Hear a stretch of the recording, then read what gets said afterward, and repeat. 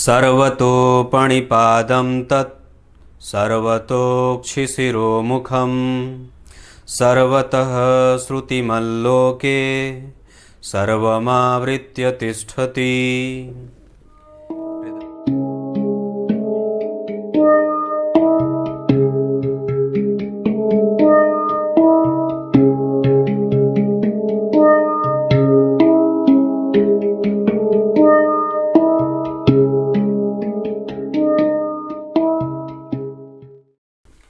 प्रिय दर्शकों नमस्कार, एक बार फिर से उपस्थित हूं आप सबके सामने गुरुवार के कार्यक्रम में। ज्योतिष के सूत्र में मैंने आप लोगों को बहुत सारे सूत्र बताए हैं। राहु केतु के ऊपर अलग से बनाए हैं कार्यक्रम। विश्लेषण जन्म कुंडली का इस कार्यक्रम में आपको बहुत सारे सूत्र वैसे भी दे देता हूं। बहुत सारे प्लेलिस्ट बनाए हैं, उसमें से आप लोगों को संस्कार का कार्यक्रम अवश्य जाकर के देखना चाहिए। सूर्य को अर्घ देने से संबंधित मेरे कार्यक्रम को आप जाकर के अवश्य चेक कर लीजिए। बाकी चीज़ें भी मैंने बताई हैं। चंद्रमा के लिए, सूर्य के लिए, विभिन्न लग्न के लोगों के लिए पहनने वाले रत्न और उपरत्न के बारे में। आज का कार्यक्रम विवाह कब नहीं होता, इस पर मैंने थोड़े दिन पहले भी एक कार्यक्रम बनाया था, पर आज भी एक कार्यक्रम बना दे रहा हूँ। आप लोगों को मैं एक बात बताऊँ, दरअसल आजकल दो चीज़ें बड़ी चलन में हैं।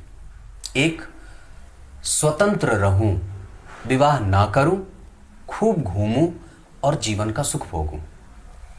दरअसल विवाह कोई इसे जिम्मेदारी जरूर कहते हैं, पर वस्तुतः ये संस्कार है। अपने मन के किसी जातक या जातिका से विवाह नहीं हुई तो अकेला ही रह जाऊंगा, ये धारणाएं आजकल बड़ी ज्यादा विकसित हुई हैं। विवाह नहीं करूंगा पर विवाह का सुख भोगूंगा। आप समझ रहे होंगे मैं जो बोल रहा हूं। विवाह नहीं करूंगा क्योंकि जिम्मेदारी नहीं लेनी है, पर विवाह का सुख जरूर चाहिए। संतान कौन पैदा करे उसके बारे में चिंता कौन करेगा, ऐसा सोच करके कई बार लोग विवाह नहीं करना चाहते। स्वतंत्र रह करके दुनिया को दुनिया दिखाने का एक जो है वो चलन बढ़ा है। खूब गाड़ी ले ली, देखते हैं आप लोग राइडर वगैरह जो होते हैं, घूम रहे हैं, स्वतंत्र हैं और उनका कोई एक अलग सा जीवन है जो, और बिल्कुल ही अजीब तरीके से। मेरे दृष्टिकोण में ये चीज़ थोड़ी ठीक नहीं है। आपको उस पर बिल्कुल ही विचार करने की आवश्यकता है। विवाह संस्कार है। एक भी संस्कार किसी जातक का छूटता है तो वो पीछे चला जाता है, और पीछे चला नहीं जाता। ये कोई जीवन का लक्ष्य नहीं है जो आपने अगर ये संस्कार नहीं किया तो आप जीवन के लक्ष्य से पीछे छूट गए, नहीं। दरअसल एक भी संस्कार के गायब हो जाने से आपकी प्रगति बाधित होती है और मोक्ष की गति अवरुद्ध होती है।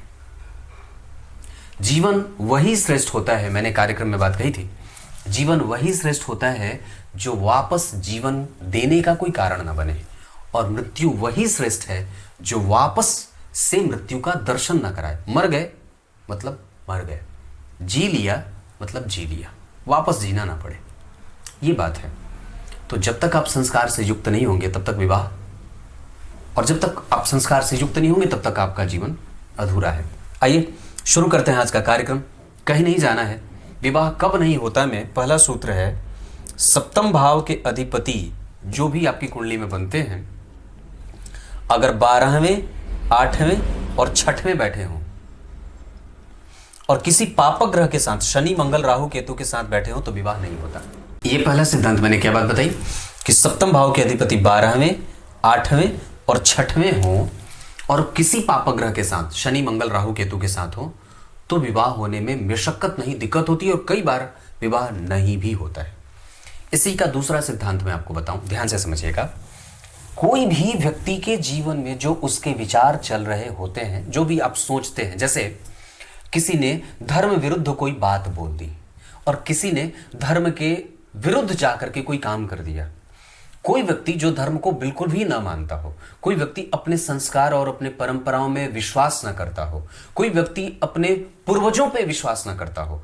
वस्तुतः आप अगर आज अपने पूर्वज पे विश्वास नहीं कर रहे हैं तो कल आप भी किसी के पूर्वज होंगे, और संभवतया अगर उनका आशीर्वाद नहीं रहा तो आपको पूर्वज होने का अधिकार भी नहीं मिलेगा और आप उसका सुख भी नहीं भोगेंगे, क्योंकि वो आशीर्वाद के ही स्वरूप हमारे जीवन में किसी का आशीर्वाद ही घटित होता है, तब हम विवाहित होते हैं और हमारा जो है वो कर्म आगे बढ़ता है, तभी किसी के द्वारा प्राप्त आशीर्वाद से हमारे कुल की वृद्धि के हम सहायक होते हैं। तो मेरे कहने का अर्थ यह था कि व्यक्ति के जीवन में और व्यक्ति के जेहन में जो भी बातें चलती हैं वो सब के सब टोटल ग्रह और उनके दशाओं के कारण चलती हैं। एक ही ग्रह घूमा, उसने आपके विचार को बदल दिया, वही ग्रह वापस घूम गया तो विचारों को बदल दिया। दूसरा ग्रह बदला तो वैचारिक मतभेद, और दूसरा ग्रह बदल गया, दूसरा ग्रह बदल गया तो विचारों में सामंजस्य। ये सब के सब हमारे शरीर के अंदर तत्वों का खेल होता है, जो ग्रह के रूप में बाहर विराजमान है, हमारे शरीर के अंदर वो तत्व के रूप में विराजमान है। ये बड़ी गूढ़ और रहस्यमयी चिंतन की बात है। दरअसल देहवादी जो लोग हैं वो कभी भी सूक्ष्म जीवन पे भरोसा नहीं करते, क्योंकि उन्हें उतना सूक्ष्म आता ही नहीं है। वो सिर्फ सामने दिख रही चीज को ही सत्य मान लेते हैं। ये बात है। तो दूसरा सिद्धांत क्या है कि जन्म कुंडली के 7वें भाव के अधिपति अगर 12वें भाव में बैठे हों, ध्यान से समझिएगा, जन्म कुंडली के 7वें भाव के अधिपति अगर 12वें बैठे हों और आपके जन्म कुंडली का जो चंद्रमा है जिस राशि में बैठा है उसका अधिपति भी 12वें हो, और साथ ही साथ जो आपका लग्नेश है वो भी 12वें हो, तो विवाह होने में मशक्कत, दिक्कत और विवाह नहीं होने के योग बन जाते हैं। ये दूसरा सिद्धांत था, सोचा आपको बता दूं। तीसरा सिद्धांत विवाह नहीं होने का क्या कहता है, इस पर मैंने एक कार्यक्रम बनाया था, आप लोग चाहें तो उसको भी देख सकते हैं, पर फिर से मैं इसको रिपीट कर रहा हूं या इसके के अगले चैप्टर को बढ़ा रहा हूं। अगर 7वें भाव में 12वें भाव के अधिपति बैठ जाएं, 8वें भाव के अधिपति बैठ जाएं, 6ठवें भाव के अधिपति बैठ जाएं और तीसरे भाव के अधिपति बैठ जाएं, और इस भाव पे किसी भी एक शुभ ग्रह की भी दृष्टि न हो, या इस भाव का अधिपति अगर इसको नहीं देख रहा हो, या इस भाव के अधिपति पे किसी भी ग्रह की दृष्टि न हो, तो विवाह नहीं होता है। क्योंकि 7वां भाव ही विवाह के सुख का होता है। यहां आप जन्म लेते हैं, यहां आपके जीवन की यात्रा शुरू होती है, यहां आपको वैचारिक रूप से कोई अच्छा लगता है, यहां आप उसको देखते हैं तो आपके मन को शांति मिलती है, यहां आप उसकी कलाई पकड़ करके आगे उसके साथ बढ़ने का प्रणय सूत्र बंधते हैं, यहां गृहस्थ जीवन, इसके साथ जो है वो वार्तालाप किया, तकिया भाव, यहां पे आकर के उसके साथ कर्म क्षेत्र में कूदा, यहां प्राप्त किया दोनों एक साथ, और 12वें भाव में मोक्ष की गति मिल गई। 12वां भाव चिरंतन सुख का होता है, विस्तर का सुख, सैया सुख होता है, पति पत्नी के एकांत का भाव होता है। तो ये जीवन का चक्र और ये कुंडली के लग्न का चक्र, ये दोनों ही चीजें एक साथ आगे बढ़ती हैं। तो तीसरा सिद्धांत ये कहता है कि अगर जन्म कुंडली के 8वें, 12वें और 6ठवें और तीसरे भाव के अधिपति सप्तम में बैठ जाएं और किसी भी प्रकार से इस पे किसी शुभ ग्रह या इस भाव के अधिपति की दृष्टि नहीं होती, तो विवाह नहीं होता।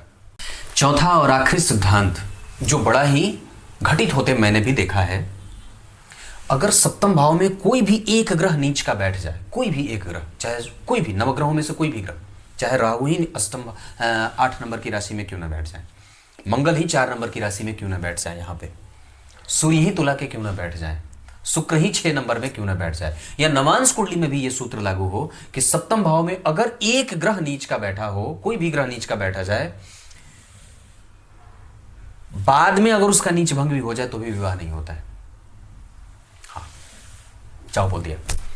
अब आइए गीता जी के श्लोक का अर्थ बता देता हूं। गीता जी के 13वें अध्याय के 14वें श्लोक में भगवान के बारे में बात कही गई है। नेत्र, भुजा और सबकी आत्मा में विराजमान होकर के स्थित है और सब में व्याप्त है। व्याप देना, व्यापना और स्थित होना तीनों ही एक ही है, वही परमात्मा है। कुछ इसी तरीके से आज के कार्यक्रम का समापन करते हैं। तब तक के लिए इजाजत दीजिए। कल एक बार फिर से उपस्थित होंगे आप सबके सामने। तब तक के लिए बहुत बहुत नमस्कार।